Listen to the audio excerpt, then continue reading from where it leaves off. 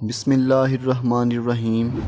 अस्सलाम वालेकुम dear students, आज हम एक्सरसाइज 1.6 सॉल्व करने जा रहे हैं। तो एक्सरसाइज का फर्स्ट क्वेश्चन है, use matrices if possible to solve the following system of linear equations bye.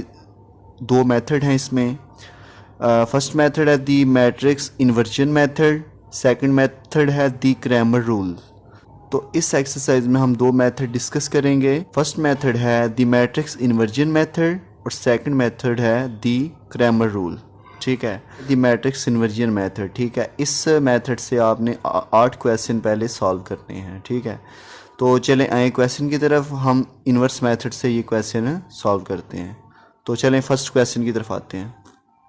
जी तो स्टूडेंट, ये क्वेश्चन मैंने लिख लिया है। ठीक है, फर्स्ट वाला क्वेश्चन है, आपने इसको इन्वर्स मेथड से करना है। लिखा है use matrices to solve the system of linear equation.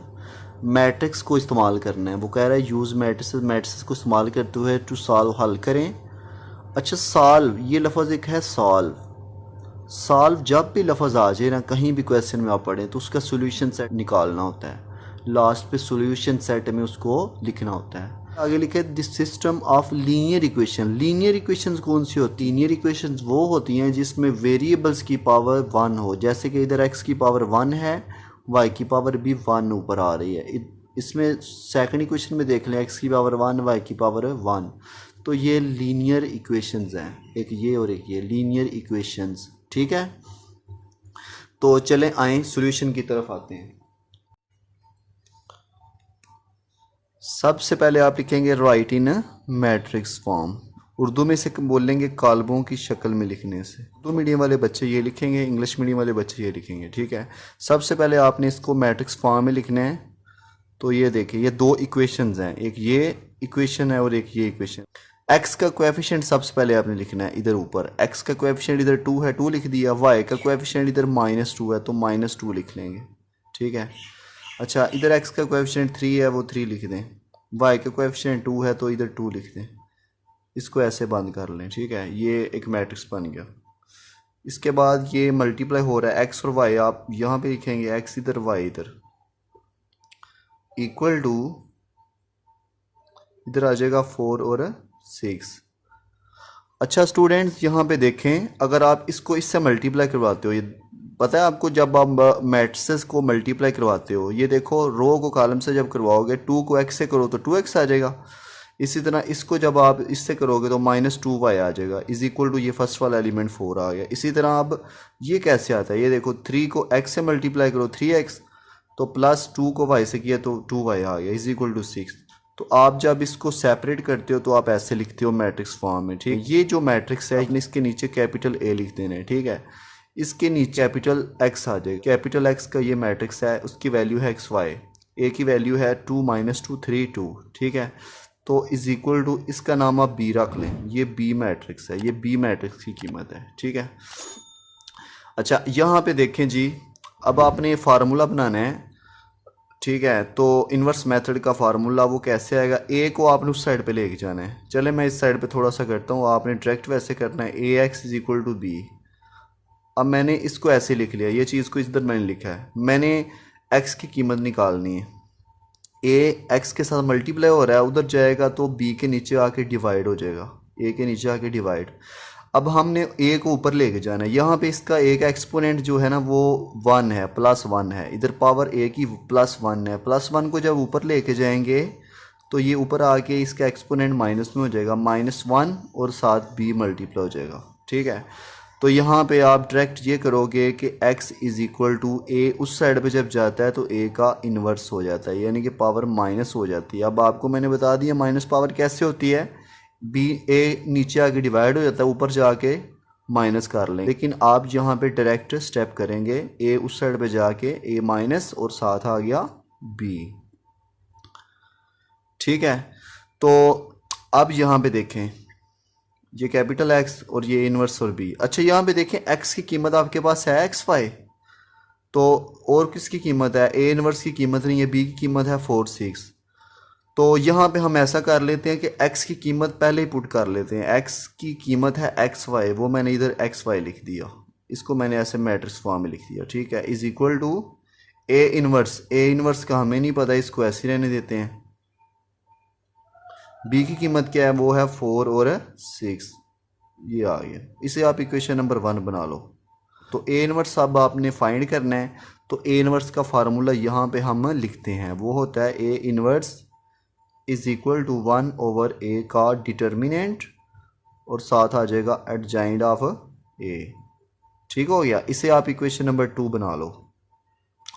अब ये ए इनवर्स पहले आपने फाइंड करना है। जब आपके पास ए इनवर्स की कीमत आ जाएगी तो वो यहाँ पुट करेंगे बाद में। पहले आप ए डिटर्मिनेंट और एडजॉइंट ऑफ ए इन दोनों की कीमतें निकाल के 2 में पुट करो। ठीक है, तो सबसे पहले हम ए का डिटर्मिनेंट निकालते हैं। ए का डिटर्मिनेंट, ए का मॉड,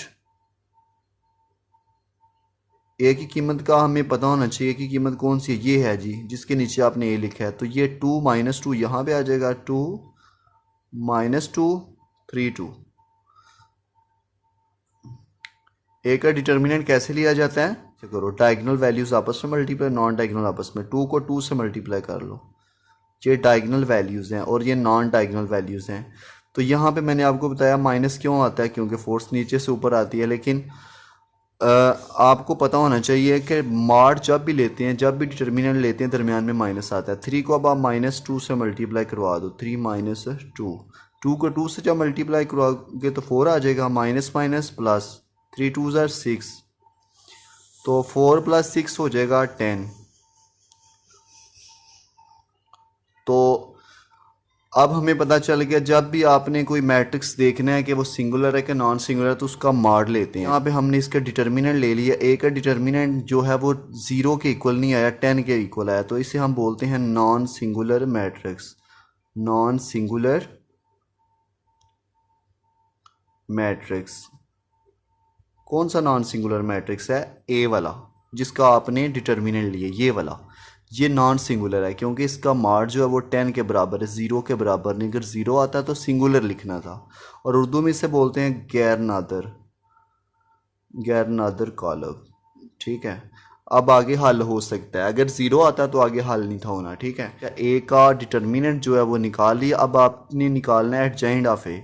तो एडजॉइंट ऑफ ए वो आपने ए की कीमत में से निकालना है। ए की कीमत ऊपर देखो हमारे पास है, ए की कीमत ये वाली है। तो एडजॉइंट कैसे निकालते हैं, डायगोनल वैल्यूज़ को आपस में चेंज करते हैं और नॉन डायगोनल एंट्रीज के साइन चेंज करते हैं। ये देखो डायगोनल वैल्यूज़ आपस में इंटरचेंज होनी है, 2 उधर 2 नीचे, तो ये दोनों सेम है। 2 2 आ जाएगा, इधर +2 हो जाएगा, इधर -3 हो जाएगा।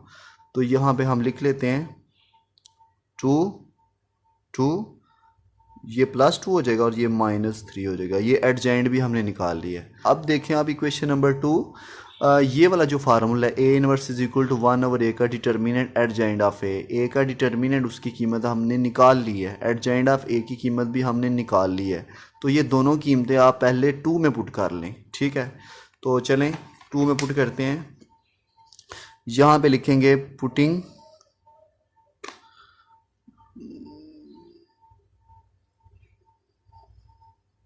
Values in equation 2। वैल्यूज़ मतलब 2 कीमतें हैं तो इसलिए वैल्यूज़ लिख दिया। तो ये सेकंड वाला फार्मूला है, 1 ओवर, यहाँ पे लिखेंगे ए का inverse is equal to 1 over A का डिटर्मिनेंट। ए का डिटर्मिनेंट हमारे पास 10 आ गया, तो हम उसके नीचे लिखेंगे 1 ओवर 10। एडजॉइंट ऑफ ए की कीमत 7 लिखेंगे क्योंकि फार्मूले में एडजॉइंट ऑफ ए 7 है, तो एडजॉइंट ऑफ ए की कीमत ये है 2 2 - 3 2, तो वो लिख देंगे इसके साथ 2 2 - 3 2। ठीक है, अब यहाँ पे 1 ओवर 10 को आपने सबसे मल्टीप्लाई नहीं करवाना, ये ए इनवर्स की कीमत आप इतनी ही रहने दें। अब इस कीमत को आप इक्वेशन नंबर 1 में पुट करें। ये देखें ए इनवर्स की कीमत आपने, ए इनवर्स की कीमत जो आ गया है वो निकाल ली है। तो ये देखो ये इक्वेशन नंबर 1 है, इधर पुट करो ए इनवर्स की कीमत जो हमने ये वाली निकाली हुई है 1 ओवर 10 2 2 - 3 2। ये वाली जो कीमत है, ये कीमत इक्वेशन नंबर 1 में ए इनवर्स के इधर आएगी, इसकी जगह पे आएगी। ठीक है, तो हम लिख लेते हैं पुट इन 1। यहाँ पे लिखेंगे पुट इन इक्वेशन 1, यानी कि ये वाली कीमत जो है इसको आपने इक्वेशन 1 में पुट करना है। तो इक्वेशन 1 जो है वो ये है एक्स वाई, ठीक है, वो लिख लिया एक्स और वाई। आगे लिखा हुआ है ए का इन्वर्स, ए का इन्वर्स की जगह पे आएगा ये वाली कीमत जो ऊपर है 1/10 आएगा 2 2 2 -3 2, और आगे जो कीमत है ये देखो इन्वर्स की जगह पे आपने कीमत सारी लिख दी थी, आगे 4 6 है, वो आपने इधर लिख देना है 4 और 6, ठीक है। अब ये जो 1/10 है इसको आपने बाहर ही रहने देना है। इन दो मैट्रिसेस को पहले मल्टीप्लाई करवाएं, ये 1/10 साथ चलता जाएगा। 2 × 4, मल्टीप्लाई का क्या रूल है, फर्स्ट मैट्रिक्स की रोज को सेकंड मैट्रिक्स के कॉलम से मल्टीप्लाई करवाया जाता है। 2 को 4 से मल्टीप्लाई करवा लें दरमियान में, प्लस 2 को 6 से मल्टीप्लाई करवाएं, 2 × 6। ये देखो रोज को आपने कॉलम से मल्टीप्लाई करवाना होता है। फर्स्ट वाला एलिमेंट फर्स्ट वाले एलिमेंट के साथ मल्टीप्लाई, दरमियान में प्लस, सेकंड वाला सेकंड वाले के साथ। इसी तरह सेकंड रो की बारी है, फर्स्ट वाला एलिमेंट फर्स्ट वाले के साथ, तो -3 × 4, दरमियान में प्लस 2 × 6, ठीक है। 1/10 सेम एज 4 को 2 से करो 8, प्लस 2 को 6 से करो 12, -3 को 4 से किया तो -12, प्लस 2 को 6 से किया तो वो 12 आ गया, ठीक है। अब आपने क्या करना है, इनको प्लस माइनस करना है। 12 + 8 ये हो जाएगा 20, 12 - 12 0, इसके बाहर है 1/10। अब ये जो 1/10 है इसको दोनों एलिमेंट से मल्टीप्लाई करवाना है, क्योंकि ये बाहर है 1/10 × 20, 1/10 × 0। इधर भी मैट्रिक्स लगा लें, इधर भी मैट्रिक्स लगा लें, ठीक है। 10 को 2 से कैंसिल करो, 10 × 2 = 20, तो 2 आ गया ऊपर, 0 को इससे करोगे तो 0 आ जाएगा नीचे। आगे है x और y। अच्छा यहाँ पे देखें x के सामने जो कीमत है वो 2 है, y के सामने 0 है, तो x की कीमत हमारे पास आ गई 2, कोमा लगा लें, y की कीमत आ गई यहाँ पे 0, ठीक है। तो यहाँ पे लिखें सॉल्यूशन सेट, सॉल्यूशन सेट, वो a कीमत आ गई x की 2, y की कीमत आ गई 0, ऐसे, ठीक है। ये इसका आंसर आ गया।